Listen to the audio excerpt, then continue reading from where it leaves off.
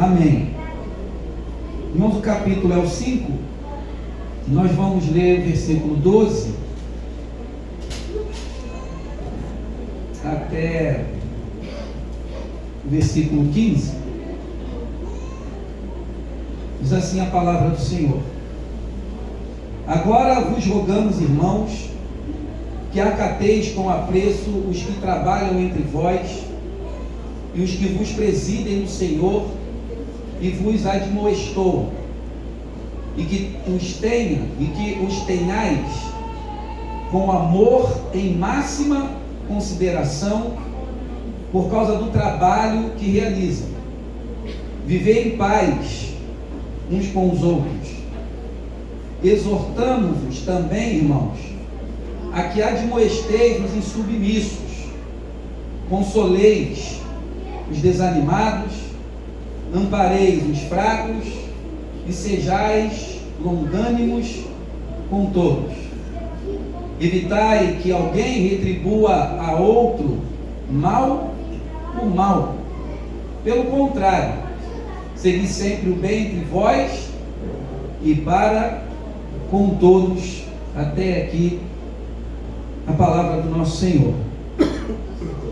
Irmãos, o apóstolo Paulo, ele está nessa carta dando conselhos a uma jovem igreja. A igreja dos Tessalonicenses, quando Paulo escreve, ainda é uma igreja bem jovem, né? Nesse período aqui, a igreja, segundo alguns, deveria ter possivelmente uns 6 meses de fundada, 6 meses que os irmãos haviam se convertido dos ídolos para o Deus vivo e verdadeiro e passando assim a servi-lo.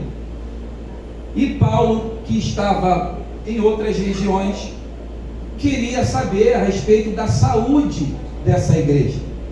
Paulo tinha interesse, irmãos, pelo progresso espiritual da igreja.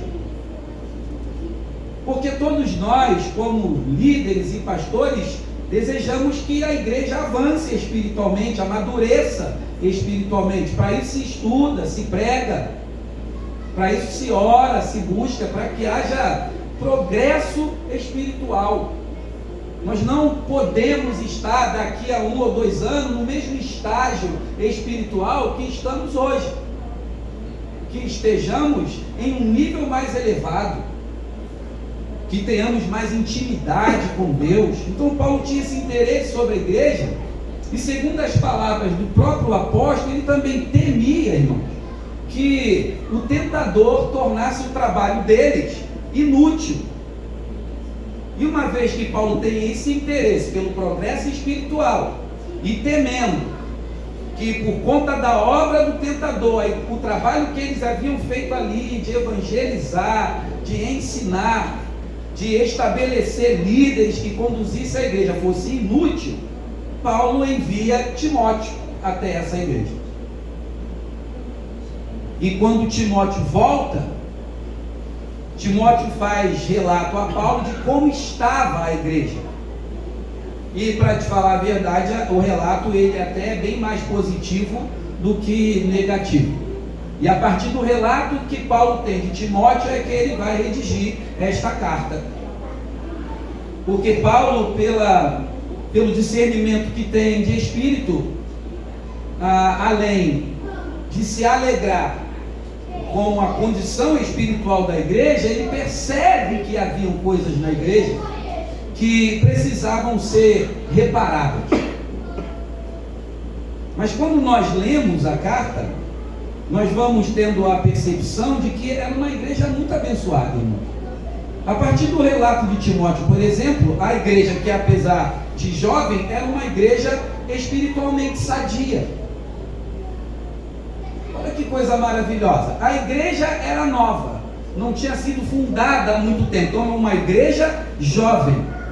Mas apesar de jovem, é uma igreja espiritualmente saudável.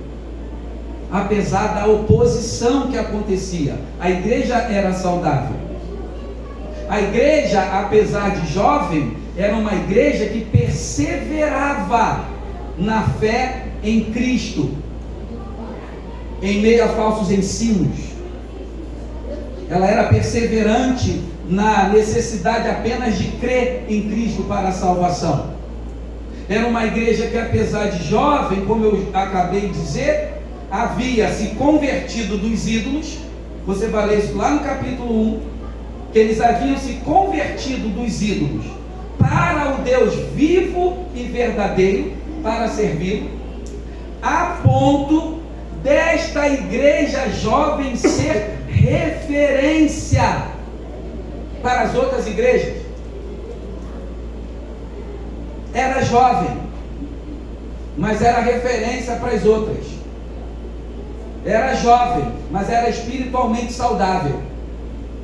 Era jovem, mas era perseverante na fé em Cristo Jesus. Coisas que igrejas que já tinham muito tempo, ou pelo menos mais tempo do que esta igreja, não conseguia fazer. Porém, essa igreja tinha deficiências. Ela não era uma igreja perfeita. Então Paulo aproveita a ocasião e ele lembra os irmãos dessa igreja de coisas que eles já haviam sido instruídos. E isso também se aplica a nós.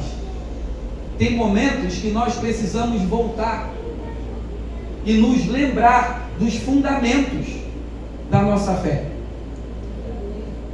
Há momentos que nós precisamos ser relembrados da justificação, da salvação pela graça. Há momentos em que nós precisamos ser estimulados à santificação. Tem momento que a gente tem que voltar lá. E Paulo, ele vai lembrar esses irmãos de coisas que eles já haviam sido instruídos. Paulo faz muitos elogios a essa igreja.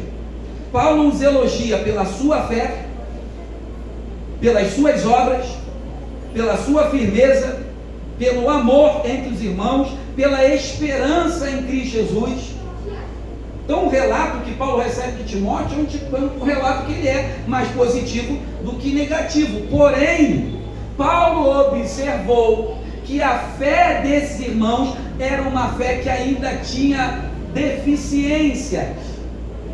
E essas deficiências precisavam ser reparadas. Quando a nossa fé, quando o nosso caminhar, quando a forma como nós vivemos o ministério tem deficiências, nós precisamos ser corrigidos. Precisava ser reparada alguma coisa. E como Paulo não podia ir lá, Paulo faz aquilo que por aquele tempo era o normal da comunicação. Paulo vai escrever uma carta. E os estudiosos dizem não ser possível identificar por meio de quem essa carta chegou até essa igreja. Mas o fato é que ela chegou lá. E ela chegou lá contendo exortações para que esses irmãos continuassem a progredir na fé. Então que nós tomemos isso para nós também. Que nós continuemos prosseguindo, amadurecendo, buscando mais, orando mais, lendo mais, tendo mais comunhão. Por quê, pastor? Porque é necessário progredir, é necessário avançar. E Paulo vai exortar em muitos assuntos, como por exemplo ele diz aqui no capítulo 4 sobre a prática da santidade, que não é sobre o que eu quero falar hoje, mas estou tentando só te dar um panorama do que está acontecendo aqui, do porquê dessa carta. E Paulo então ele faz muitas exortações a fim de reparar essa fé deficiente. E antes de Paulo terminar a carta, depois de já ter dado muitas exortações sobre outros assuntos, Paulo escreve nesse último capítulo aqui que nós lemos, o capítulo de número 5, sobre as coisas da vida prática do cristão. A nossa vida, a vida deles no dia a dia, como eles deveriam viver a sua fé, como eles deveriam viver o seu cristianismo. E aí Paulo vai, por exemplo, aonde nós não lemos, porém no mesmo capítulo, Paulo ele cita algumas qualidades ou algumas práticas que nós podemos entendê-la como características de uma igreja saudável. Porque nos versículos que nós não lemos, no mesmo capítulo, no versículo 16, Paulo fala: regozijai-vos sempre. Então, uma característica de uma igreja saudável é que uma igreja saudável é uma igreja feliz. Isso é característica de uma igreja onde o evangelho pregado ali, ele é saudável. É uma igreja que se alegra.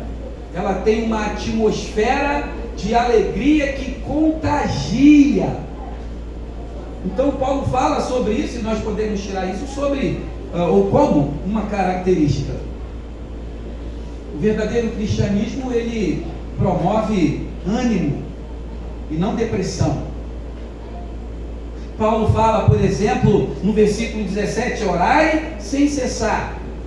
Então olha uma outra característica de uma igreja saudável. Uma igreja saudável é uma igreja que ora. Igreja saudável é igreja que ora.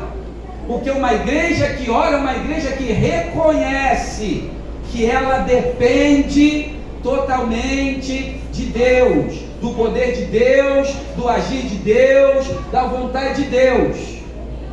É por isso que nós estamos aqui todas as sextas-feiras orando. E todos estão convidados. E quando não puder vir, ore em casa. Mas isso é característica de igreja saudável, ou de cristão saudável. Um cristão saudável é um cristão que persevera na oração. Outra característica que Paulo coloca aqui sobre igreja saudável é o versículo 18, onde ele diz: em tudo dai graça, porque esta é a vontade de Deus em Cristo Jesus para com vocês. Então uma igreja saudável é uma igreja grata. É uma igreja que entende que tudo vem de Deus, que ela não é merecedora de nada, e que tudo o que ela tem é porque é Deus quem provê. Paulo vai, por exemplo, fazer menção de alguns fundamentos da vida cristã. Paulo vai dizer, onde nós também não lemos, no versículo 19: não apagueis o Espírito. Não apaguem o Espírito. Porque a igreja, quando ela apaga o Espírito, ela começa a viver pela carne. As coisas não são mais realizadas pelo Espírito, elas são agora realizadas pela estratégia humana, pelo plano do homem.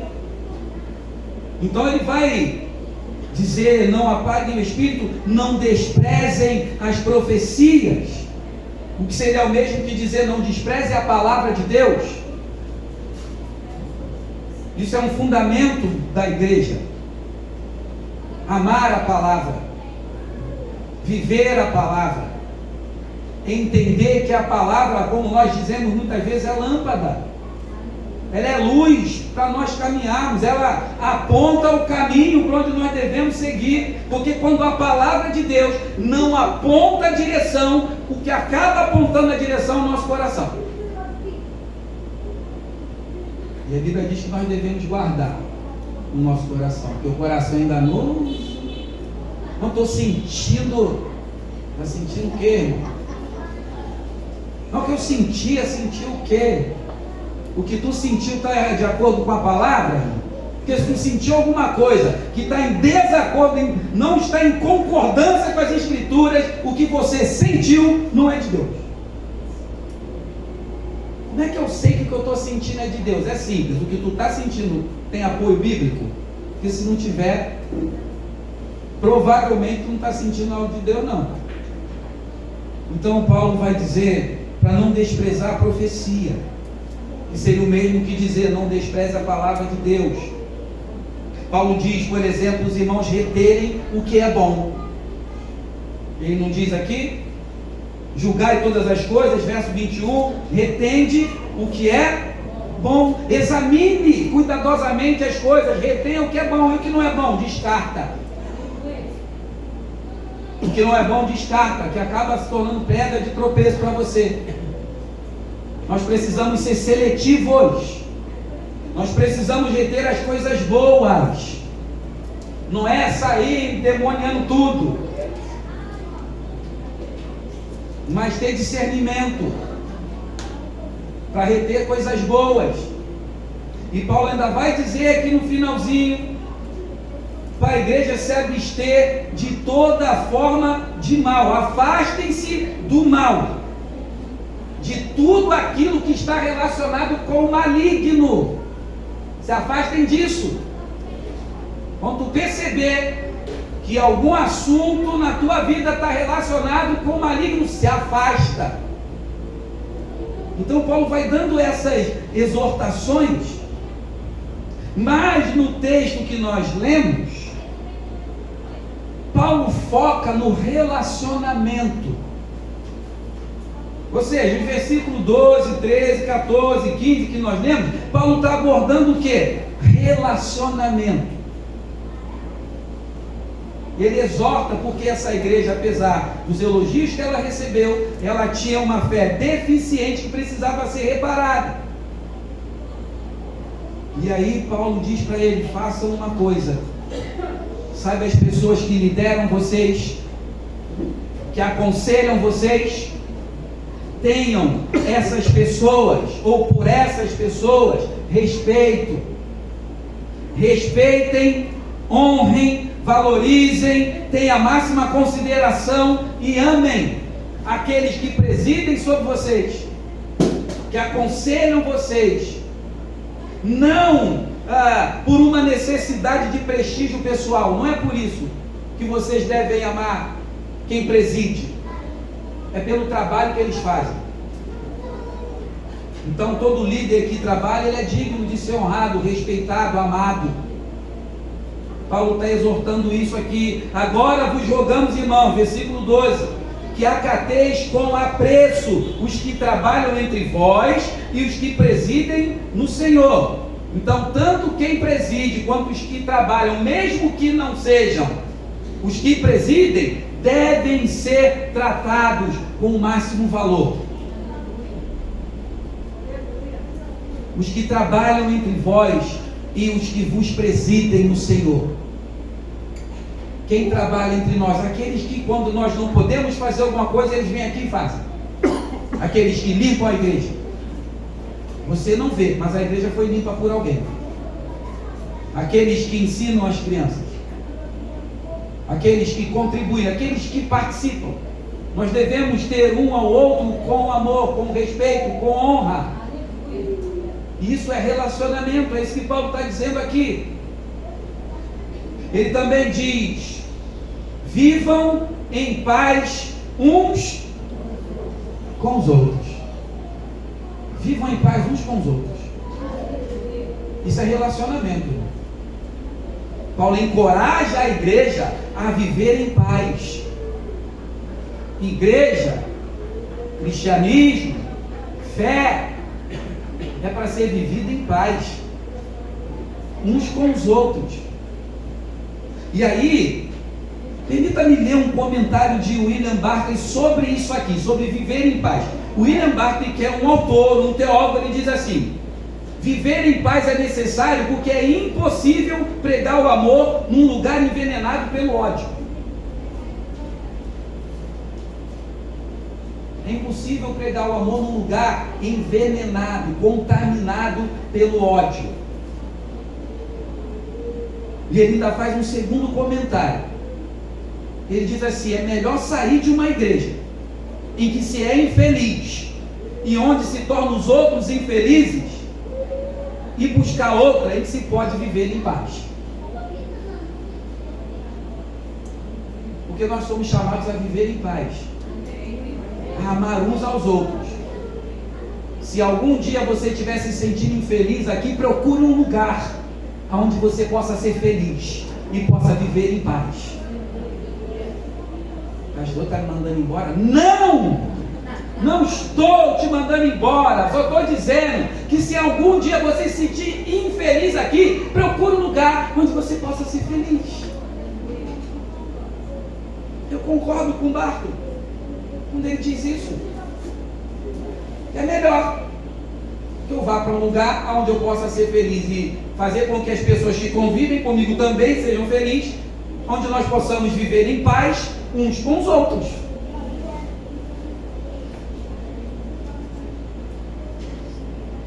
E aí ele diz para nós evitarmos o revide. Não revide.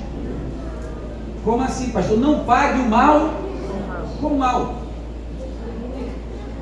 Paulo está exortando a igreja. Para quê? Para que eles pudessem viver de maneira agradável a Deus.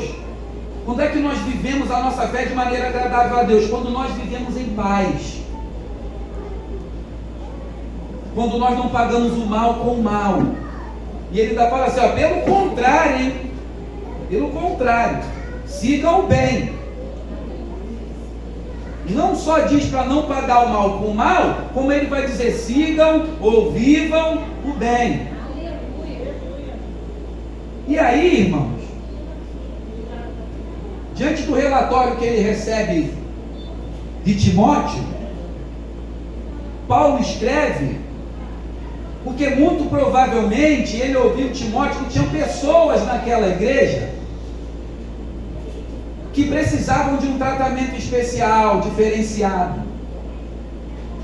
E aí nós lemos aqui no versículo 14, onde eu acho que é de extrema importância para a nossa vida, quando Paulo diz assim, exortamo-vos também, irmãos, a que admoesteis os insubmissos, consoleis os desanimados, ampareis os fracos, e uma missão difícil, seja paciente com todos. No dia que a Paula pregou por esse texto aqui naquela quarta-feira, irmãos, quando eu bati o olho nisso, o Espírito não me deixou mais tirar o olho daqui, mas também me constrangeu, porque a gente se pergunta se a gente está fazendo isso aqui. E uma percepção importante acerca desse texto. Quando Paulo está dizendo aqui no versículo 12, ele diz, agora vos rogamos, irmãos. Paulo não estava falando isso aqui para o pastor da igreja. Paulo está falando isso aqui para a igreja. Para os irmãos. Ou irmãos. É porque nós somos carioca, a gente bota X em tudo, né? Irmãos. Não está falando, pastor, corrija o insubmisso. Ele está falando igreja. Está no plural. Exortando-vos também, irmãos. Então, presta atenção. Nessa igreja, apesar dela ser uma bênção, tinha gente insubmissa, gente desanimada, gente fraca. E essas pessoas, ou numa igreja onde tem gente insubmissa, desanimada e fraca, essas pessoas precisam de uma atenção especial, de um tratamento especial. E é interessante que a gente possa um pouco mais olhar para esse texto. Porque Paulo fala que os irmãos insubmissos, olha que coisa interessante. A palavra usada aqui para insubmissão, que em algumas versões é traduzida por ociosos, é uma palavra que é usada para se referir a um soldado que estava fora da fileira. Então é quando você olha para uma fila que todos estão enfileirados, mas tem um que está fora da fileira. É aquele que não está de acordo com os demais.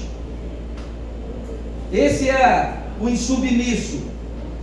É aquele que é relaxado no cumprimento do seu dever. Era aquele irmão que quando todo mundo ia para a direita, ele ia para a esquerda.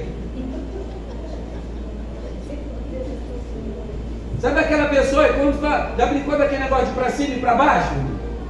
Acima, abaixa, a pessoa sempre erra no negócio. Então esse é o insubmisso. É aquela pessoa que não vive de acordo com a sã doutrina, é insubmisso. E me parece que essa intenção de insubmissão não é um ir para a direita porque eu errei, e era para a esquerda e fui para a direita. Não, era intencional. Todo mundo vai para a direita, o infeliz vai para a esquerda porque ele quer, ele é insubmisso. E os irmãos insubmissos, Paulo vai dizer que eles devem ser corrigidos. Se você não gosta de ser corrigido, não seja insubmisso. Esteja de acordo com a palavra de Deus. A gente não está falando aqui de regras impostas pela igreja, estou falando da palavra. Qual é a ideia da insubmissão aqui? Aqueles que não andam de acordo com a palavra e não com as regras que nós ficamos inventando. Porque se eu inventar alguma regra aqui que não tenha nada a ver com a igreja, você não me obedece. Por quê? Porque não tem base bíblica. Está fazendo coisa que não tem nada a ver com as escrituras. Então haviam pessoas lá insubmissas, que precisavam ser corrigidos, instruídos, aconselhados. Para quê, gente? Para mudar.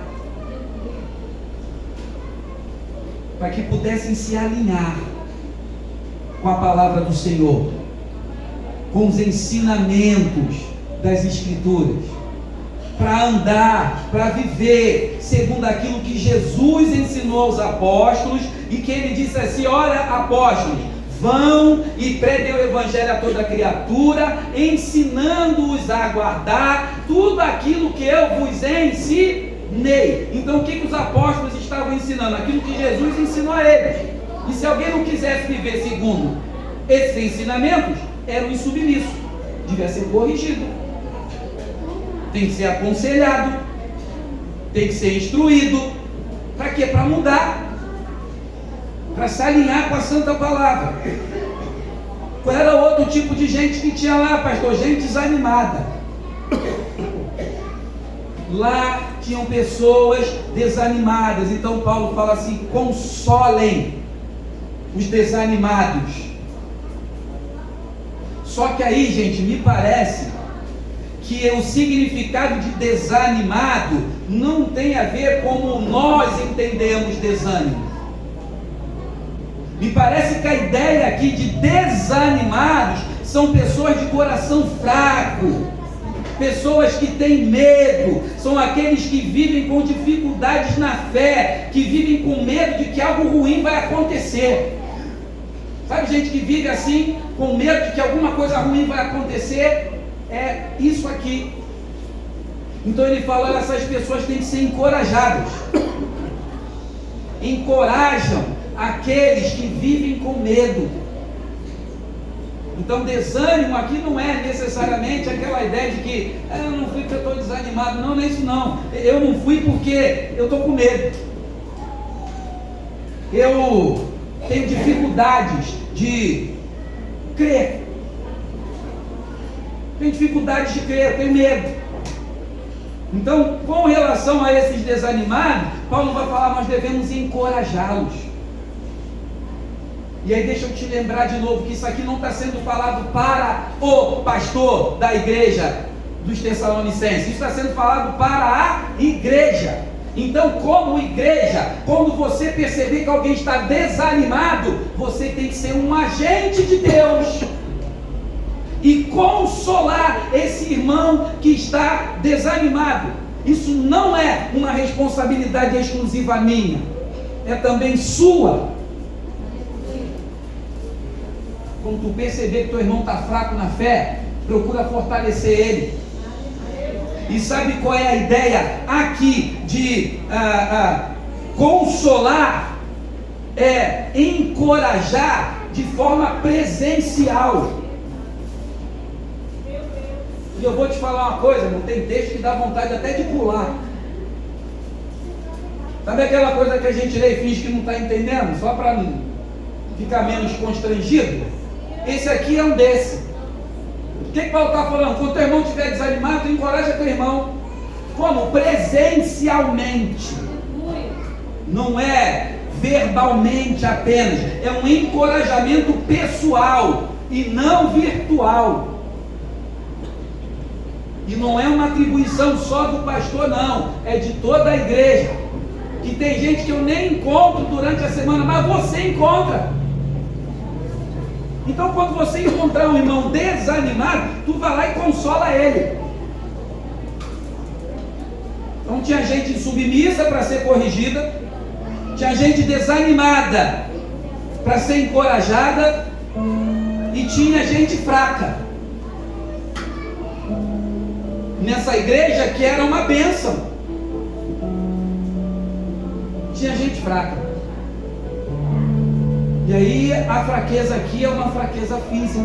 Pode ser uma fraqueza mental, pode ser uma fraqueza emocional, pode ser uma fraqueza espiritual. Se refere àquela pessoa que vive caindo, que não consegue manter um padrão na caminhada.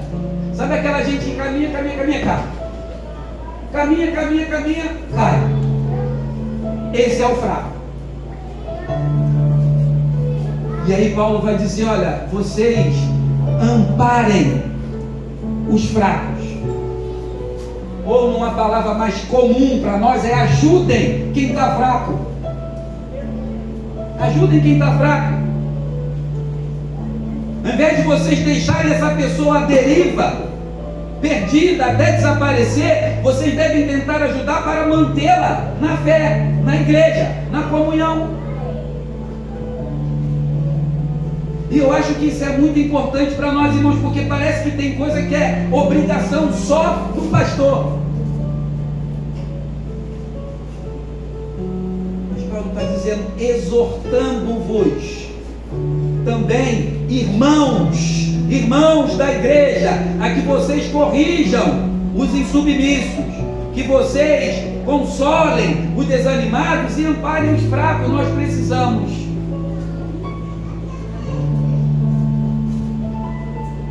amparar aqueles que são fracos. Nós precisamos encorajar os desanimados, criar laços de amizade, porque isso ajuda a fortalecer. Em cultos como o que aconteceu aqui no sábado, que te ajuda a caminhar. Porque às vezes numa reunião simples como a que aconteceu aqui no sábado, o Espírito fortalece alguém. Ele ampara os fracos. Ele consola os desanimados.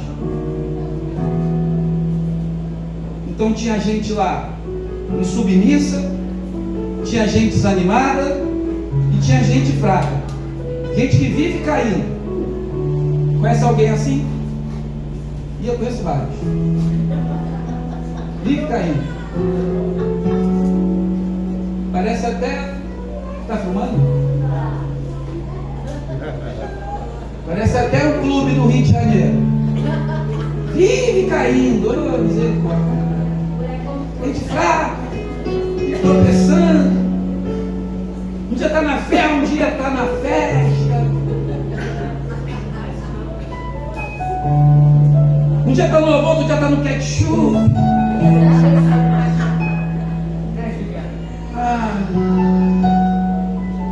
Gente fraca, que precisa ser amparada, que precisa ser ajudada. E Paulo fala, irmãos, aquilo que nós lemos, mas é muito difícil, irmãos. Eu tenho dificuldade com essas coisas, que às vezes me falta discernimento para saber o limite, até onde eu devo ser paciente. Porque Paulo vai dizer, depois dele falar, admoestar o submisso, consolar o desanimado e amparar os fracos, ele fala, sejam pacientes com todos. Mas tem gente que tira a nossa paciência. Mas aí você vai para a palavra, e a palavra fala, sejam pacientes com todos. Seja longânimo, seja tolerante, não desista dessa pessoa, persevere nela. E aí eu fui lá dar uma olhada no que a palavra no original de ser longânimo significava, irmãos. E aí dói mais ainda.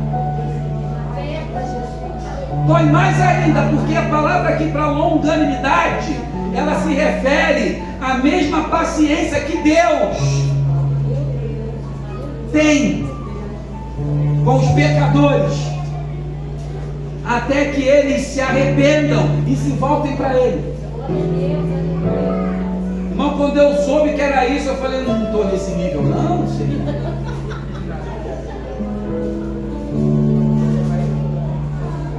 Mas esse é o Evangelho que causa desconforto. Corrige quem está errado, mas fortalece quem está fraco.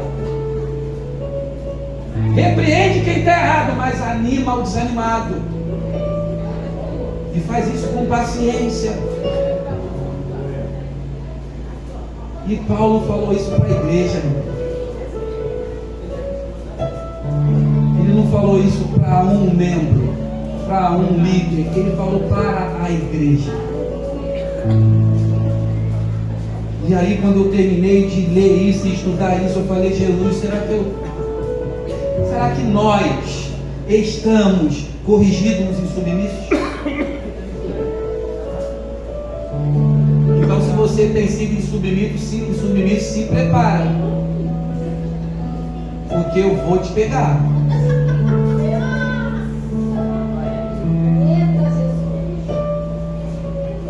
Porque você lê Paulo mandando fazer isso. É o Espírito Santo falando através de Paulo. Corrige quem está errado. Aleluia, glória a Deus. Encoraja quem está desanimado. Aleluia. Ajuda quem está fraco. Tenha paciência com todos. Respeita, honra, valoriza. Viva em paz. São exortações desafiadoras, irmãos. Mas quando eu acabei de ler isso e fazer o meu estudo, eu comecei a pensar se eu não tenho sido egoísta demais a ponto de não fazer isso aqui.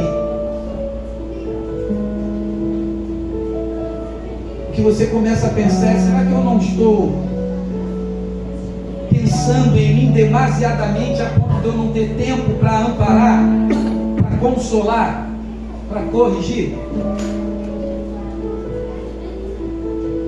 Será que eu não estou ocupado demais comigo, com os meus planos, com o meu ministério, com as minhas vontades e os meus desejos, a ponto de eu não ter tempo para consolar quem está desanimado, fortalecer quem está fraco, ser paciente? Porque é assim que a igreja deve viver. Precisamos nos importar mais uns com os outros, porque isso é mandamento. A vida cristã não é vivida segundo a maneira que eu penso, acho, gosto ou prefiro. A vida cristã é vivida segundo a palavra de Deus. E a palavra de Deus, ela vai dizer para mim e para você que nós devemos amar o próximo como nós amamos a nós mesmos. Aí nós vamos viver, cuidar da nossa vida e ignorar o próximo. E aí nós vamos caminhar o nosso ministério sem consolar quem está desanimado. Está desanimado, o problema é de quem está desanimado. Está fraco, é assim mesmo, já caiu 10 vezes, não quero nem saber, não, negativo. Console os desanimados, amparem os fracos, corrijam os submissos. Acho que essa é a parte difícil também, porque nem todo mundo aceita a correção. Às vezes, na verdade, tem gente que já está até esperando ser corrigido só para falar assim, quer saber? Fui. Não estou falando de ser ignorante, de exigir coisa que não tem nada a ver com a escritura, não estou falando disso.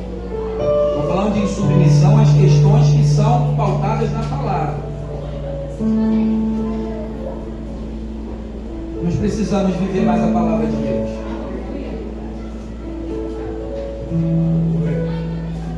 Nós precisamos praticar mais as Escrituras. E eu proponho essa mudança a vocês. Nós estávamos aqui na sexta-feira orando por isso, por mudança, por um novo nível espiritual para a igreja. A igreja como um todo, né? Não só a nossa aqui, mas a igreja como um todo, para que ela avance, progresso espiritual. E esse progresso começa nas pequenas coisas. Então seja um agente de Deus, irmão. Quando você perceber que alguém está fraco, fraquinho, ampare essa pessoa. Quando você perceber que teu irmão está desanimado, medroso, você console esse irmão. Quando você vê que teu irmão está andando desalinhado, está errado, que Deus te dê autoridade em amor para despertar essa pessoa para o erro, ou do erro, né? Porque é isso que Paulo diz, é isso que o Espírito diz às igrejas, é isso que o Espírito diz para a nossa igreja hoje: corrija os insubmissos, console os desanimados, ampare os fracos, mas tenha paciência com todos. Que Deus nos conceda essa graça de caminharmos segundo a palavra dele.